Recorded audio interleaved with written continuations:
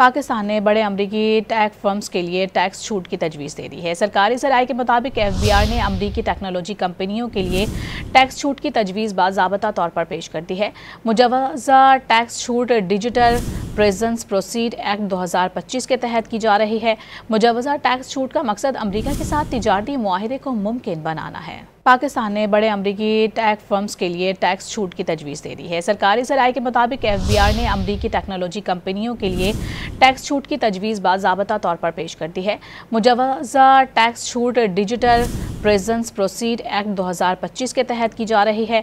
मुजवज़ा tax छूट का मकसद अमरीका के साथ तिजारती मुआहदे को मुमकिन बनाना है। पाकिस्तान ने बड़े अमरीकी टेक फर्म्स के लिए टैक्स छूट की तजवीज़ दे दी है। सरकारी ज़राए के मुताबिक FBI ने अमरीकी टेक्नोलॉजी कंपनियों के लिए टैक्स छूट की तजवीज़ बाज़ाबता तौर पर पेश कर दी है।